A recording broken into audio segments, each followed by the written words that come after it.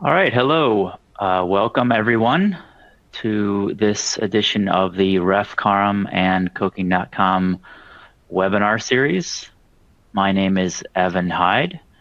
I'm one of the SMEs with Coking.com and the owner.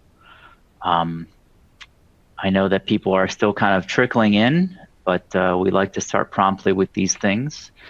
So I'm going to get rolling. A bit about my background for those of you who are not familiar with me or with the various groups here. So Coking.com, obviously we're all about delayed coking, and we do consulting and troubleshooting for delayed cokers around the world, and you're going to get a flavor for that today with today's webinar. Me personally, I've worked with some of the oldest cokers in the world, cokers built in the 40s, with somewhat antiquated coke handling equipment, all the way up to the newest of the new cokers. We've worked and started up some cokers recently around the world that have traditional coke handling systems and somewhat novel coke handling systems that we're also going to talk about as part of this webinar today. Many of you are also familiar with RefCom and Crew. We host conferences around the world. Our primary event every year is in May in Galveston, Texas. And then we do regional events periodically around the world. Last year we did Europe in the Netherlands. We'll also be doing a conference in 2024 in Spain, and we hope to be getting back to India and South America very soon. I'd like to also point out that we have good global representation today for our event. This is sort of a nice pictorial of all the spots in the world where people have registered. So I want to say a special thanks at the top to all the folks in the Middle and Far East who are staying up late to participate in this webinar. So thank you all for joining us. So about the platform, please input your questions at any point into the Q&A box. There's obviously no way for me to take verbal questions from the audience, so we have to do everything all text-based. I see we already have one question from Mr. Payne. We will be addressing some of your questions as part of this seminar. There's no ways to raise hands or any of those other things, so please do put your questions in. We had envisioned doing some benchmarking as part of this webinar. However, because of this platform's limitations, it's not possible. So hopefully in future webinars, we will be able to do some kind of live polling and benchmarking. So without further ado, let's get going. So what am I trying to accomplish with today's webinar? We are trying to really survey the field in terms of what Coking.com's experience has been in terms of the various ways that we attempt to take the coke, which is in the coke drum, to outside the battery limits, OSBL. And really that encompasses some of the core elements I'm going to talk about here in a second, but some of the pre-questions that a number of you folks have submitted in advance of the seminar really address water circulation and coke fines management. And that's actually going to be a bit of the topic of our next webinar in August. So a number of you folks who asked specifically coke fines related questions, please come back in August and we'll take those inputs and try to address those things a little bit more directly in the August webinar. But what we're really talking about today is basically the bulk of the coke, which obviously needs to be cut out of the coke drum, fall into some sort of capture device. Let me see if I can turn my little pen on here. It needs to fall out of the coke drum and down into some sort of containment system. Typically, we will do some initial dewatering of the coke, typically getting it ideally to about 10 to 15%. There are some sites where the initial dewatering is a little bit higher, 20%. Doing some initial cursory water separation and then some fine separation later. Generally speaking, the coke time from being cut out of the coke drum to the point at which it leaves the unit per se is anywhere from very quickly. There's some sites that stays within the unit less than a day, to some sites it kind of lingers around in the pit a little bit longer.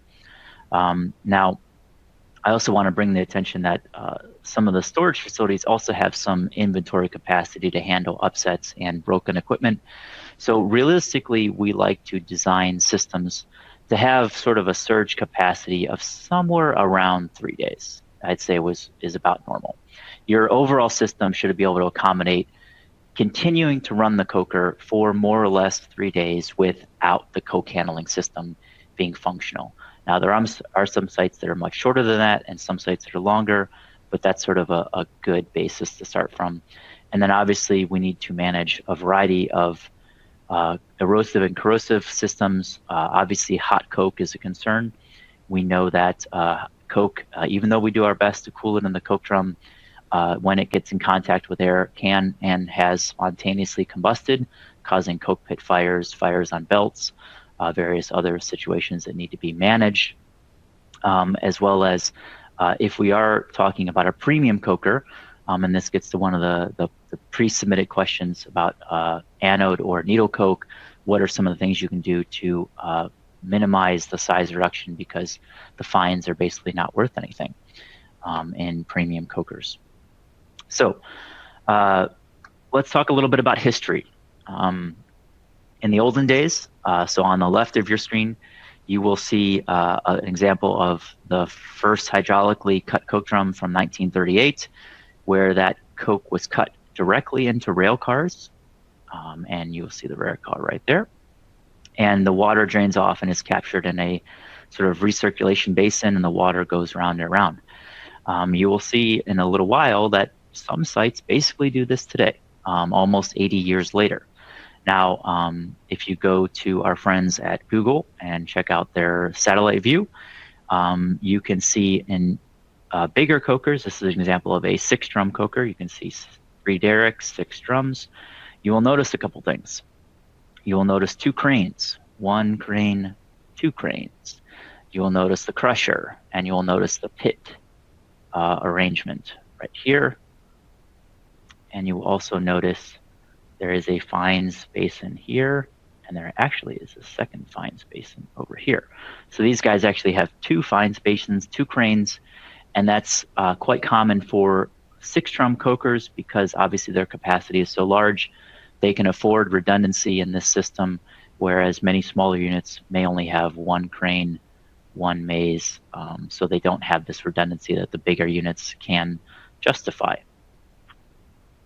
So what have I done in this slide? We've attempted to capture the variety of options that we've encountered in the world that pertains to the ways that we move coke from the drum to so-called OSBL. So I would say the most common situation is this one right here, which is the pit pad goes to some sort of overhead crane, goes to a hopper, crusher, conveyor, and then out of the unit it goes. Slightly less common, but maybe a second runner-up perhaps is the front-end loader situation that we'll talk about a little bit later. And then there are all manner of other varieties that we're going to talk about. And that's really the goal of today's presentation, is just kind of share with you the breadth of what's out there in the world, and then just talk about some of the pros and the cons of them as we move through. So let's talk about what is typically the most common one. And this picture was taken from the AP. It was a news posting that was posted in 2022, but it's a pretty good high resolution image of a 6-drum coker here in the USA. And what I like about it is you can actually see basically the entire coke handling system. Obviously you see 2 cranes, you see the crusher, you can just kind of catch a little bit of the maze or the water separation system, and you see the conveyors going into a coke barn, right? And there's various transfer stations. You'll notice that this initial transfer station has a couple options to it. And various loadout schemes for normal operation and emergencies are visible from this picture. So as an educated coker person, there's actually a surprising amount of information that you can get from just looking at a typical news story. The news didn't realize they were going to have all this information tied up in this picture, but we're educated coker people, so we know what we're looking at. And this kind of gets to, on our website, you've actually seen perhaps some of our other YouTube videos called I Spy a Coker, where we kind of dissect some coker images that are available in the public domain. So like I said, the most common scheme is to have the coke fall out of the coke drum into a enclosed coke chute. I would say this is most typical of the licensors for Foster Wheeler Lummis or generally the open art cokers. Here's an nice example of a 3D rendering of a coke chute.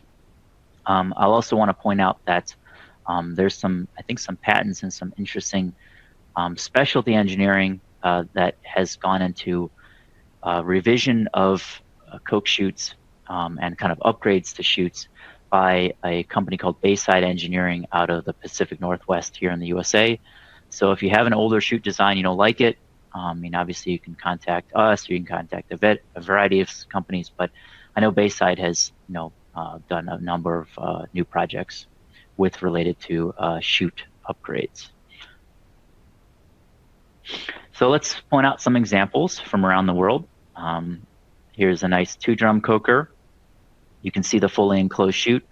I chose this picture because one of the things I really like about this is you'll notice this sheet metal here is nice and tight up against the concrete structure and the coke chutes themselves. As we all know, there's a lot of steam and there's a lot of water and coke dust and everything that kind of comes out during the cutting process, and making sure that this connections stay tight will prevent some corrosion and some issues with all the equipment outside of the pit. So we do see in older units damage to this system, and then next thing you know, you got coke spilling all over the place and water going all over the place, and it turns out to be a big mess. So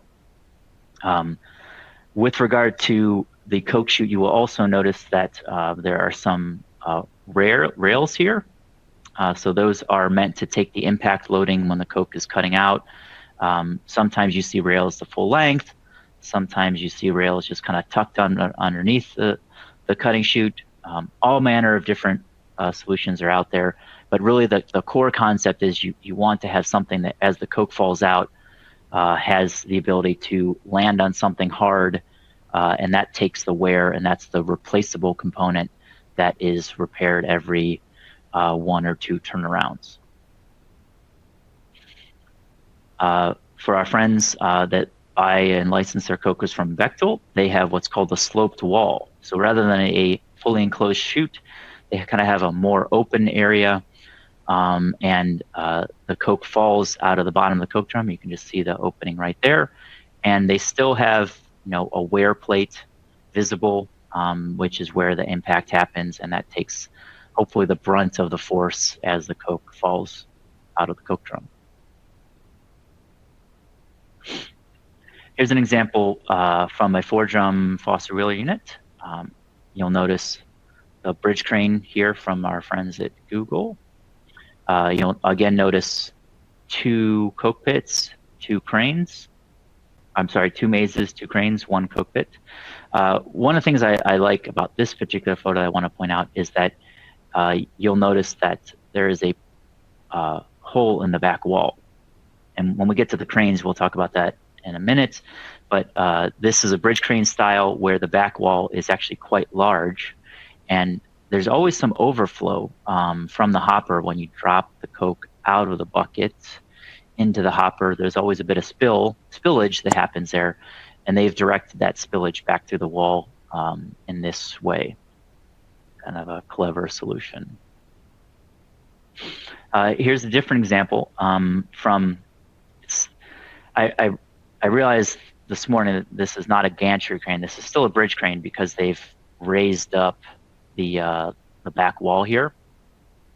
So it's still technically a bridge crane, But I chose this photo because unlike the previous one where the pit is basically fully enclosed with large concrete walls, this one kind of just has a high wall against the coke drums, which are over here, and a low wall at the back, and then the hopper is sort of inside of the coke pit zone. And this maybe saves on a little bit of material cost and building some structural elements. But one of the things I don't like about this design is that it limits your ability to stack coke against the back of the pit, because you don't have that wall area where you can accumulate coke for an upset condition or potentially for a dewatering, an additional dewatering step before you actually move it into the hopper. You'll also notice in this particular design, the maze over here, and you'll see that there's a relatively large number of holes in the wall. So there's lots of area in this situation to move the water that's trapped in the coke bed out into the maze. And so that's one of the things I really like about this particular design. So obviously with anything, pros and cons, right? And I'll just reiterate for folks that throughout the presentation, if you'd like to input questions, please do so. I'll try to keep an eye on that area of the screen, and I'll hopefully, if the questions pop in that are sort of germane to the slide, I'll try to address it at the time, or I'm going to do my best to cover all the material quickly and then come back for Q&A at the end. So moving forward, here's an example of a Bechtel style, what they call a pit pad, right? And this is their strategy to allow additional drainage of the coke by having two different elevations in this large concrete box, right? So in the upper right-hand corner, you see a good example of that. When the coke falls out of the drum, it falls into a fairly wet area, and then the crane operator has to then scoop that coke out and move it to a spot of higher elevation where the coke the water can free drain out of the coke bed and back into this wet zone and move into the maze that's sort of at the edge of the frame there. So this is typical of the Conoco cokers or licensed by Bechtel. So obviously I've alluded to it already, but just a slide that points this out directly. Most cokers, before they move the coke into the hopper, have to do some sort of double handling, right? Because as soon as it falls out of the drum, it's going to fall into a big pile, and the big pile is going to have a bunch of water in it. And hopefully, if you have an adequately designed maze drainage system, all the water can free drain away, but that's not necessarily the case at many of the sites we've worked at. Oftentimes, these drains get plugged.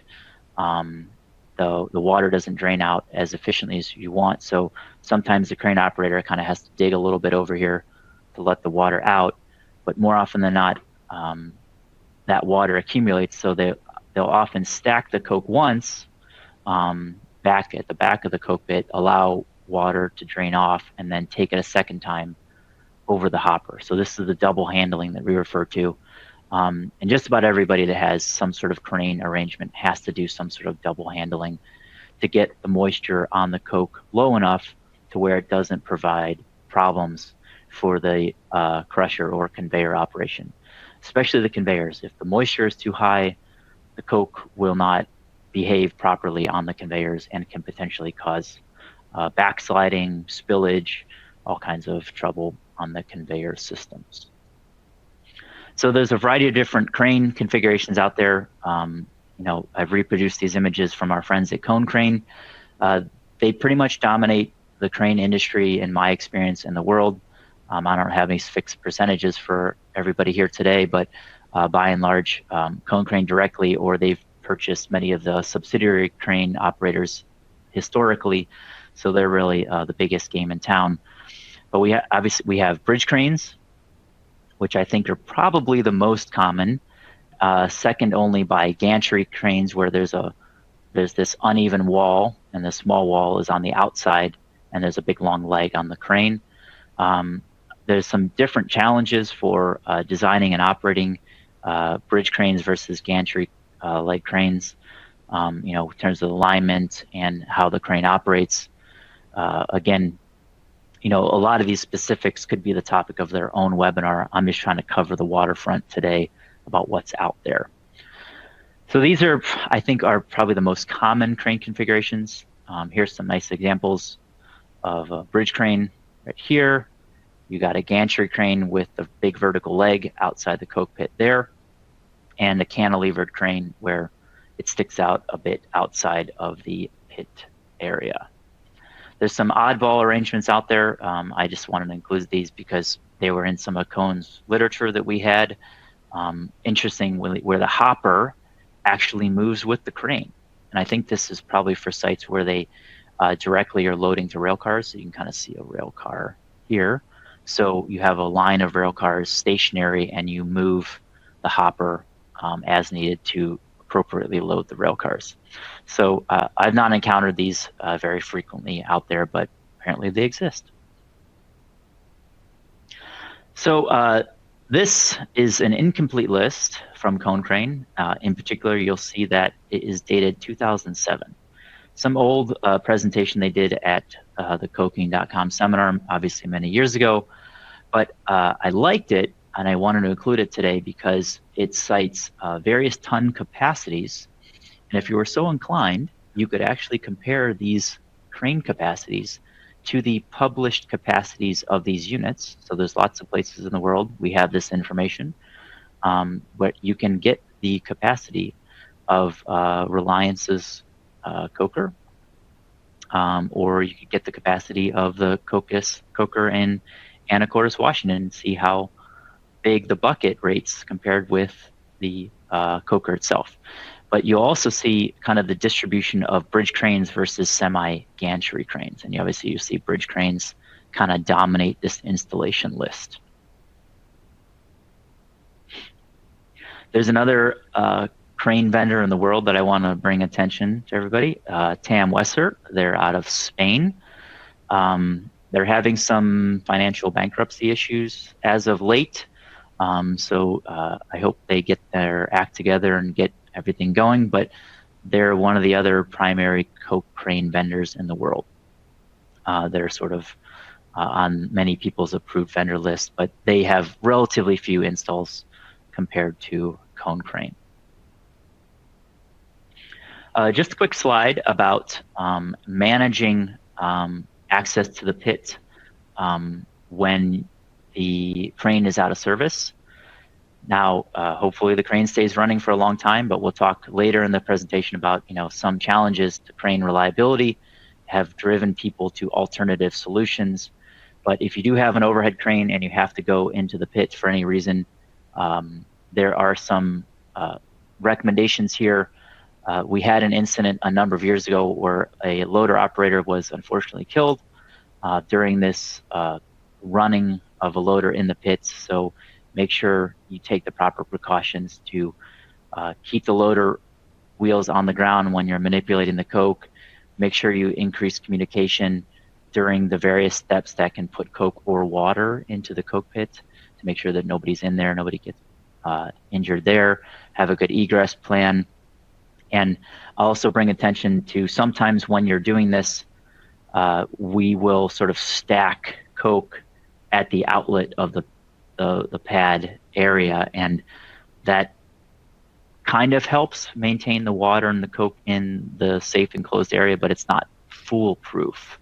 So it's something that you definitely want to have some sort of mechanical barriers or take some extra precautions to make sure that the water and coke stay in there in this scenario, because normally you would have a big door, right? So under normal operations, you'd have a door on the wall where you prevent that coke and water from escaping. But in this scenario where you're having equipment coming and going, it's often the case that that door has been removed. So you have to take some extra caution. Next step in the coke movement process, we're going to take that bucket full of coke and we're going to drop it into a hopper. Now, there are various angles of these hoppers. Generally speaking, I like to see a steeper angle, somewhere between 30 and 45 degrees. Now, you do see all kinds of angles across the industry, and if it is a little bit flatter, you get this kind of coke accumulation problem on the grizzly. And then sometimes if it's big chunks, the crane operator actually has to take that bucket and actually use it to break up those chunks. So we like to see a little bit of a steeper angle, which spills the coke off of it, and the bigger chunks fall down and the small ones go through. Now, this has some issues where it doesn't necessarily pass as quickly as the slightly more horizontal ones. So like I said, everything is pros and cons here. Next up, we're going to move that coke into a crusher.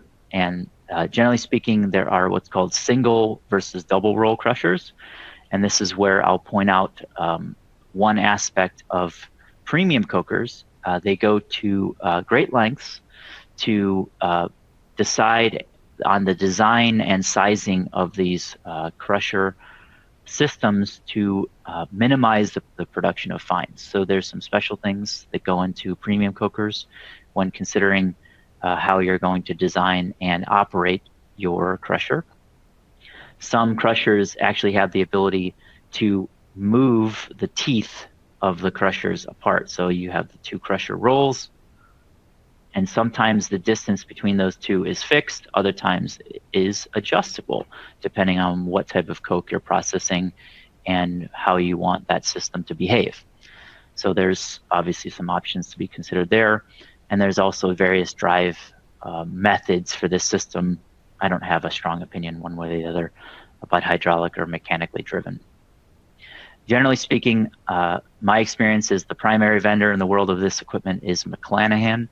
And then there's another company called TerraSource, which has purchased another number of sub-vendors that are also quite common in the industry, Pennsylvania Crusher and Gundlach.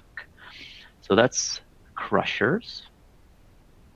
Moving on, we have various types of conveyors. We have what's called a trough conveyor and a tube conveyor. Each one of these has its pros and cons. I've encountered both around the world. Some people would argue that the tube conveyor is a little bit cleaner, but it is not perfect. If you overload a tube conveyor, you can actually, kind of expand. I kind of liken it to like a snake or like an anaconda. If you overflow it, it kind of puffs out and the coke kind of spills out of this seam. So generally speaking, it is a little bit cleaner of a design, but it's still not perfect. The trough conveyors, there's a lot of design standards that go into how you actually design and maintain the trough conveyors. I know some of the pre-game questions were addressing some of this. So I just want to point out that there is a really good manual from what's called the Conveyor Equipment Manufacturers Association, CEMA, and they have a variety of standards that talk about what are the maximum angles that could be achieved with this system, what is the moisture level that is acceptable for various conveyors, how far apart these idlers can be, what's the speed of the belt. There's all kinds of things that go into, making sure that this system is going to perform properly. And one of the key components that I see quite often that is miscommunicated in the design is that you'll often specify a maximum particle size, let's say 2 or 4 inches, coming through the crusher and going onto the conveyor. But to the conveyor people, that means that everything is going to be 2 or 4 inches. Well, in fact, we know that there's going to be a particle size distribution all the way from tiny little particles all the way up to huge particles, the 4-inch ones. And if you have a shot coke, for example, how that material behaves on the belt for small particles and how much you can stack it and kind of mound it up on the belt is very much a function of the particle size distribution. So, and the moisture. So that needs to be properly communicated and built into the design, because if you don't do that right, so for example, if the transfer stations don't have a good clear particle size understanding, you might get plugging, you might get coke spilling over. Because the idler spacing is too far, you get more belt vibration. A lot of things can go wrong there. So make sure you clearly communicate and specify shot coke versus anode coke and what is the distribution therein. And then finally, the primary destination, in my experience, for coke coming in down the conveyor is it's going to arrive at a coke barn. And coke barns are a bit outside the scope of today's topic. I know there was a pregame question that came in about stackers and reclaimers. I already have way too many slides to cover today, but maybe perhaps we could do a stacker reclaimer webinar in the future, because I think that's its own interesting topic unto itself. But most of the time, the coke goes to a barn, and then here you have, this is a loadout tower where there's a hopper and the coke is dropped into trucks and taken off-site. There are a number of cokers in the world who bring their coke by conveyor into various silos. So, here's 3 big silos, 6 small silos, and one of the cokers we're currently working with is actually going to have 1 huge silo, right? Versus some small ones. So, again, pros and cons to each scheme, but silos are also a reasonably common destination for coke that's moved via conveyor. Slightly less common, but I happen to have a nice picture of it, is this is from the Caribbean here in North America. Domes, coke domes, these were built for hurricanes or typhoons for my friends in Asia. Obviously to withstand very high winds and to keep as much coke dust out of that beautiful blue sea as possible. And we have one example here of a nice stacker reclaimer. Believe this one was made by ThyssenKrupp, but there are a variety of different companies that make different reclaimer, different designs for different storage facilities. Like you wouldn't put this round one in a rectangular barn. There's ones that move on tracks and have different booms. So everything I've talked to up until this point is basically the common ones, right? Let's talk about some of the less common options. Like I alluded to earlier, there are still some sites in the world who cut directly from the coke drum into a rail car. Obviously, that's tricky because you have to manage the cut because the coke drum is bigger than one rail car, so you have to stop cutting, allow the system to stop falling coke, and then move rail cars and continue on cutting. It's a very tricky operation, requires some special design considerations, but it's still happening today, just like it was in 1938. Obviously, some of the challenges you'll see if you don't do it right, you can have a lot of coke spillage. The water drains out of the rail cars, and oftentimes, as is the case at this particular site, they have a secondary system where there's a loader and that actually adjusts the coke in the rail cars, because it's an inexact science to get it as full as they need to be for transport. So they have a secondary handling system there. Another alternative solution for especially those older cokers where there is a rail system underneath the coke drums is this system from a company called Koger. They come to us from the mining industry, and they allow the coke to basically fall out of the coke drum into a kind of feeder breaker area, and then the coke that's accumulated in this system moves laterally through a crusher and then out of this little unit, and the water is allowed to drain through. So you see this system right here. This is what the internals of it look like. That's the feeder breaker, and you can kind of see the chain-driven feeder that moves the coke that way.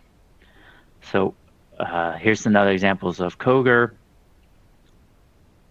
You can see some of their examples where you can see the delta valves right here attached, kind of close coupled to this system. This is on rails. Obviously, they have different fixed examples here. This one is a system that was put into a coke pad arrangement. They were sort of unhappy with the pad-only loader operation, so they put this system directly underneath. And interestingly, you'll notice here that there are 3 coke drums at this coker. So, most of the time it's 2, 4, and 6, but there are the occasional 3-drum cokers in the world. There is another dewatering scheme out there from a company called General Kinematics.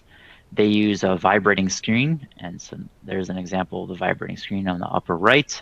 And the vibrating screen bounces up and down, and the water and the coke fines move through this small passage, and because of the vibrating action, the coke marches uphill slightly and then into a crusher or directly onto a conveyor. So this particular picture in the upper right shows the dewatering deck going into a crusher. This particular one here has the dewatering deck going into a conveyor. Now we have an example from a coker here on the left. You can see the dewatering deck dropping onto the crusher, which is right here. And I really kind of like this scheme, because one of the challenges with coke pits in general is, I mentioned, the dewatering step is a problem and a challenge for many sites. So you do the double handling of the coke to allow it to dry a little bit more, and then when you drop it in the hopper, you hope it's the right moisture, but if it's a little bit wet, it causes all kind of trouble with the conveyors.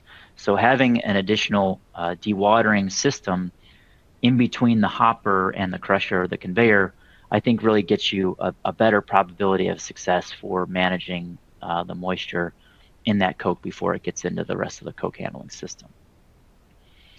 We do, like I said earlier, there are a number of sites that move coke with front-end loaders, so it falls directly out of the coke drum onto a flat pad area, and they just pick the coke up with the loaders and drop it either into a crusher or, in this particular example, into a rail car.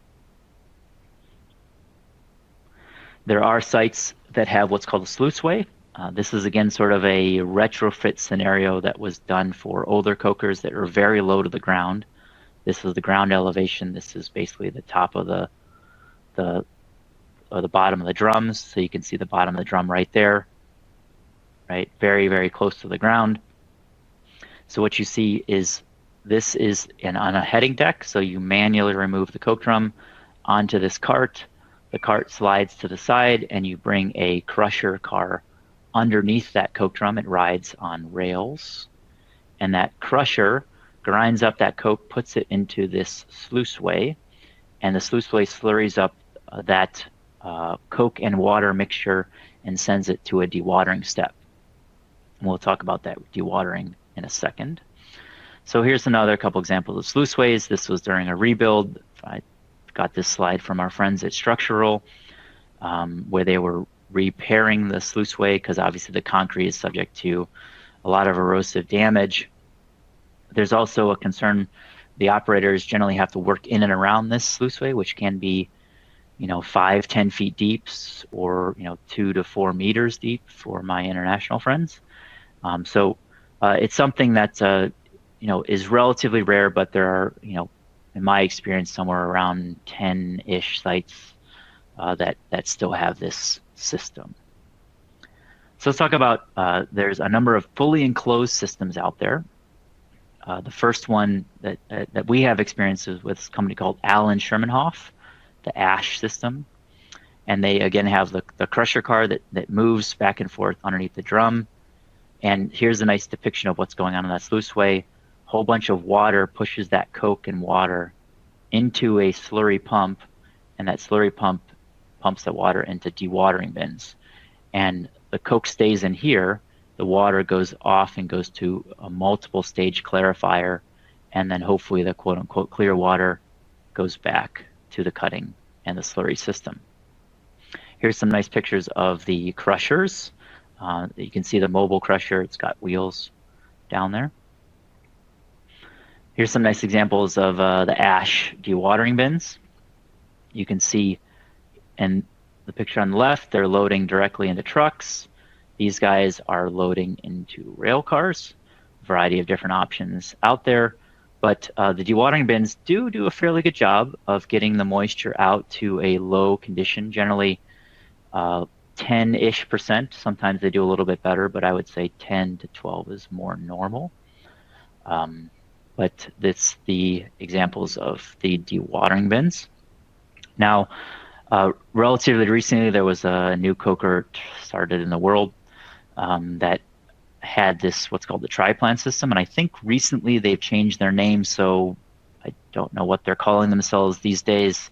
Forgive me, but the concept is similar to the ash system, where you have a crusher, but instead of being a mobile crusher, these crushers are bolted directly to the bottom of the coke drum, and the coke falls into a large slurry basin where, again, that coke and water mixture is pumped to dewatering bins, and then that dewatered coke is conveyed away to a secondary storage facility.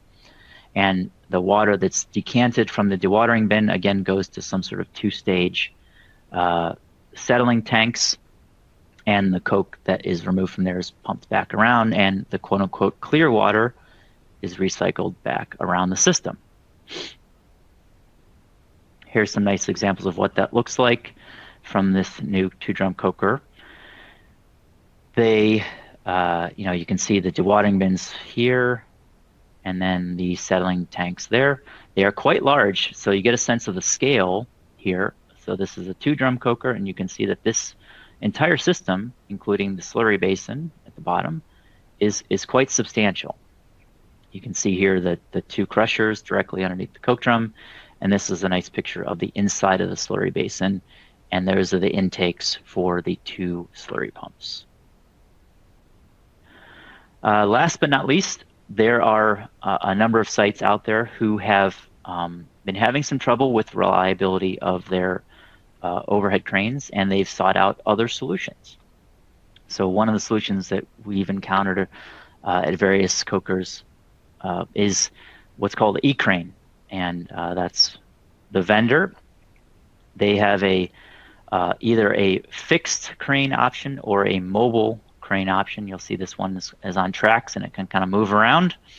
But you'll notice that rather than the overhead crane style, where all of the mechanics of the crane are directly over the pit, this brings this system outside of the pit, because, as you can see, there's lots of dust and water and steam and all sorts of nasty stuff in the pit that the electronics and the hardware that the overhead cranes have to deal with.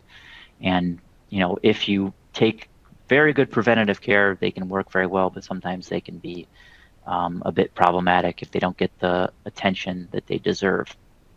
So here's some examples of E-cranes. You can tell this is a 4-drum unit, and the crane, this one is a stationary design. It just sits on a pilot, and it can reach all the way in the pit. So one of the things you have to consider, that this is why I included this, the lifting angles and the where you position this thing is actually quite determinant and sort of determinant of whether or not you can get away with one or two of these for your particular installation. Another example of a E-crane from a different coker. Again, you can see this one is in fact reaching out over the coke pit and grabbing the coke and moving it to the hopper. So I think that brings us to the end of the presentation, and I have more or less 15 minutes. Lots of questions have been stacking up.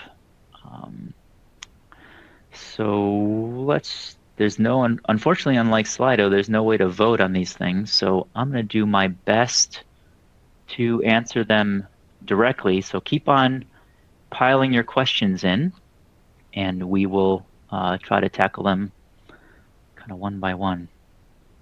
I don't see any, there's no kind of order to this. All right, so Ryan asks, how common are the Coger systems?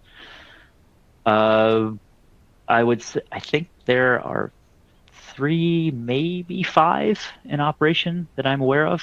The Coger guys are probably going to hate me for that, but I think it's no more than 5. Can they be used in all types of coke? I don't see why not. Yes. They have been used in shot coke and sponge coke applications, to my knowledge. So Matt asks, do you have any tips on belt maintenance? We have problems with our belt slipping. Yeah, so obviously belt tension is something that's critical to keep the system fully functional. And if I remember correctly, Matt, your belt tensioning system is not the best.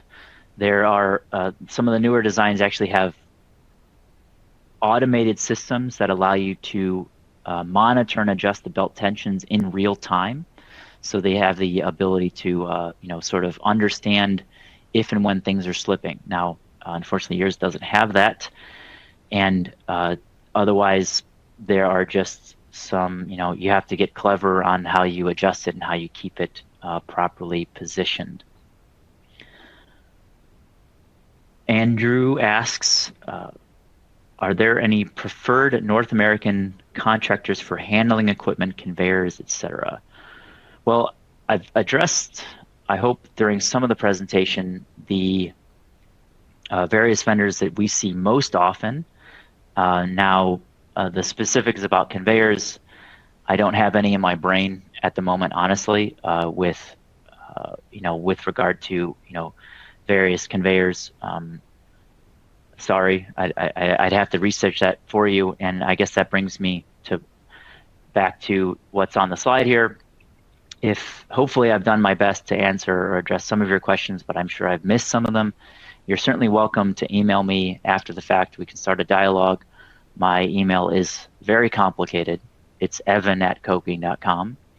And just because it's on my brain right now, I'll say this now. For questions regarding refining community and RefCom in general, please address your questions to Becky or Lindsay here. They're the organizers of this webinar and of our conferences in general, and they can help you, especially if you want to know about future topics or you want to be a presenter. We love presenters, so please step up. But anyways, so again, if you have any follow-up questions, please don't hesitate to reach out to me.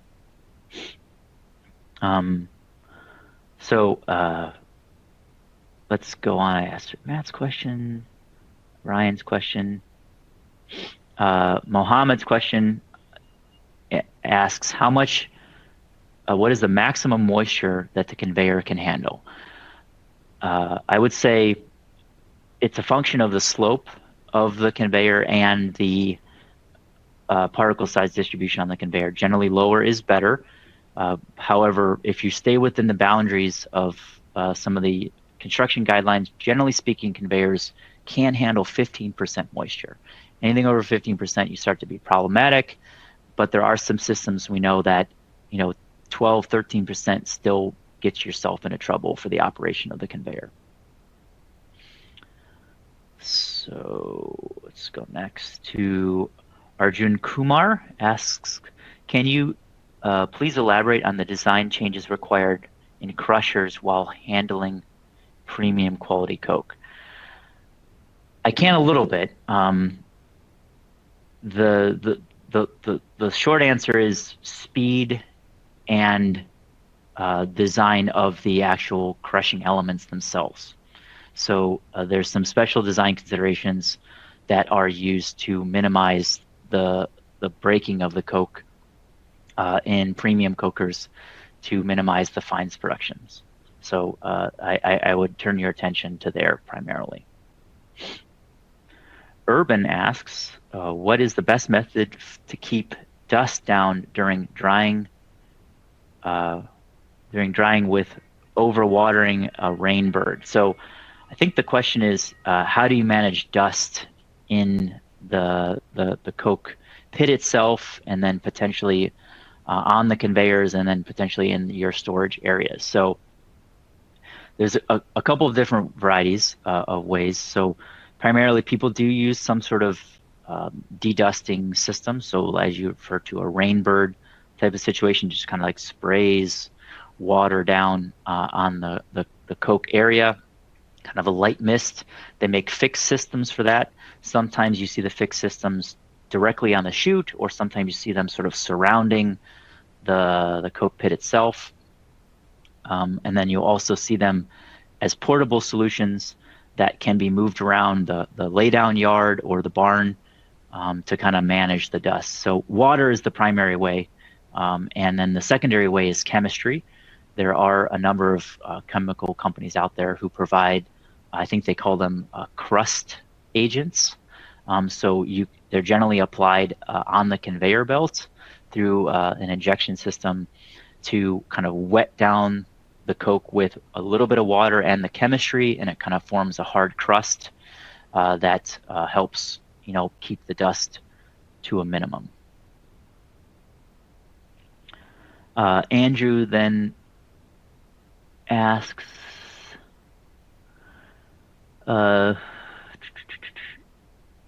industry for best practices for handling pet coke fines, drying, and shipment. So, Andrew, I think we've addressed already the best practices in terms of handling the coke. So usually there's some sort of double handling step to get the coke out initially before you move it out of the coke pit pad arrangement. And then there are some intermediate types of equipment, for example, like the Koger or the general kinematics system, that allows some additional dewatering between the storage area and the conveyor belt. And then lastly, there are the coke is going to sit in, well, I guess maybe one other option I'll just mention is that those dewatering bins that are in the fully enclosed system. And the dewatering is further accomplished in, like I said, the barns are by far the most common situation that I've encountered. And what can kind of happen in the barn is as the coke kind of stockpiles up, the moisture no longer drains out of that pile, kind of reaches a equilibrium point with the pore structure and the moisture. So sometimes what the barn operators will do is they'll actually kind of dig at the edge of the coke periodically, and just by kind of scratching at the pad on the edges or on the bottom, a lot of extra moisture can come out. So I said we generally try to get moisture on the belt to around 12 to 15%. Depending on your residence time in the barns or wherever you're storing your coke, it's not uncommon for coke moisture to get below 10% there, even as low as 8%.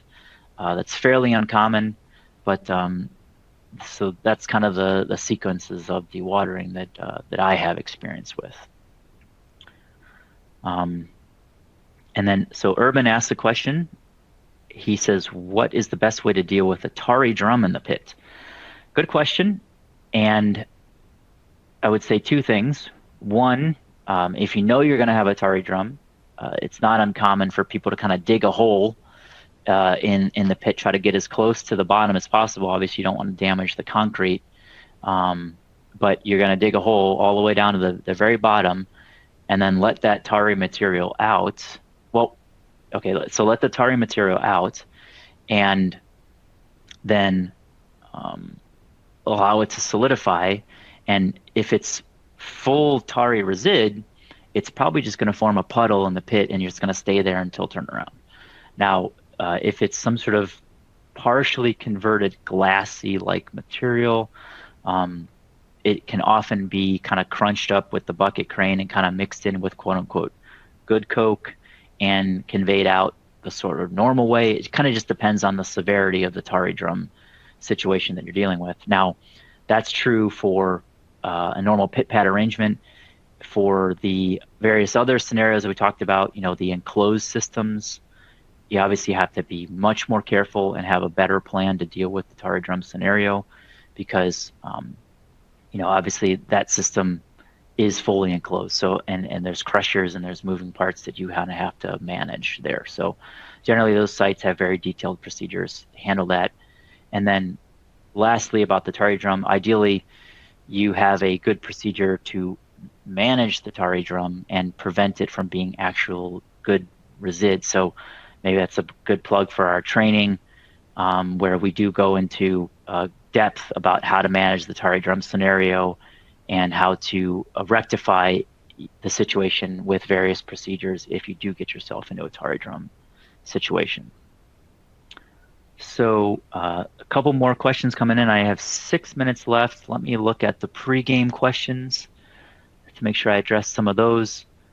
One of them was, for those using bridge cranes and conveyor belts, who's handling the operations and maintenance? So all permutations are possible for this situation, but I'd say generally my experience is that somewhere the break point happens between the coker operators and the coke handling operators is the crane. Sometimes the crane is in the unit scope, and sometimes it's in coke handling, but that's usually the break point. And there are a number of sites that all that work is done internally. And there are a number of sites where they contract basically the crane or the coke handling out to third parties. So I'm thinking about Savage. So, you saw some examples here on the slide. Savage Services, they operate coke handling systems for a variety of different sites around the world. But so that's from an operations perspective. And then for maintenance, I mean, all permutations are possible there. It's hard to give a straight answer there, but and then so the secondary question is, what is the typical percentage availability for these systems? I would say best in class is for coke handling is 95% plus. There are certainly some sites out there that have more challenging reliability and can be as low as 80%, which is why that storage, inventory, and search capacity in the system becomes so important that I talked about at the top.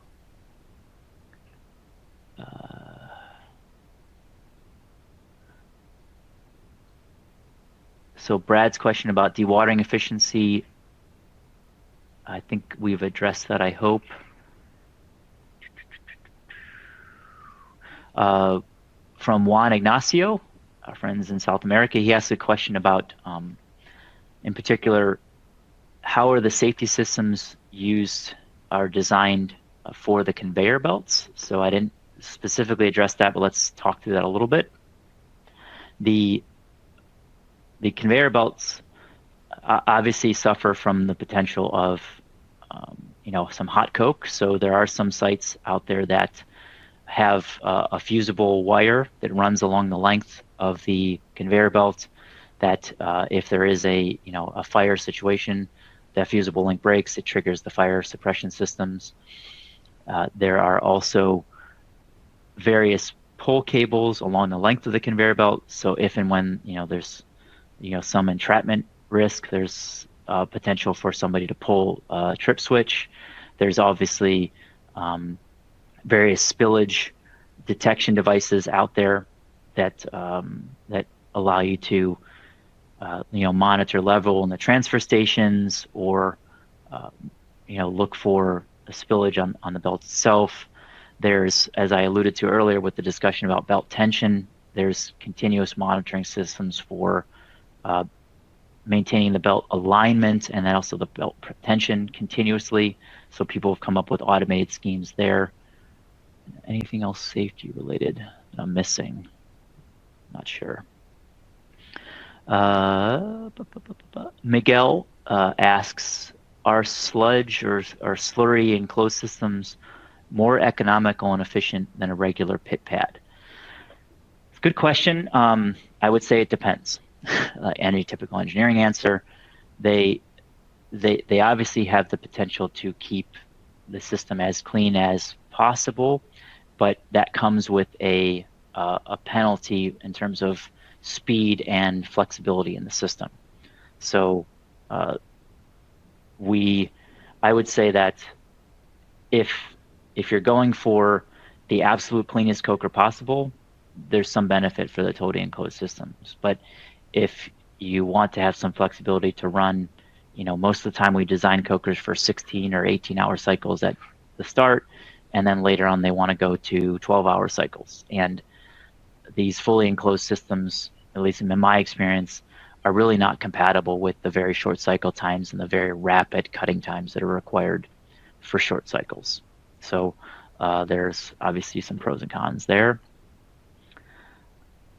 And we have questions for, what else do we got here?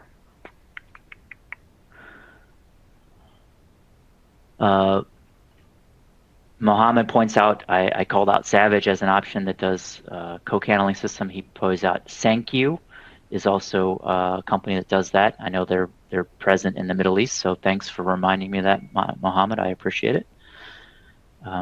Pretty much at the end here, let me go to maybe one more question, an easy one.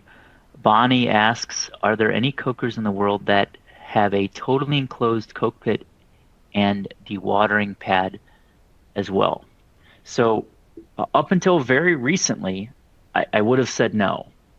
Now, I have experience basically in almost every country in the world that has a coker except China.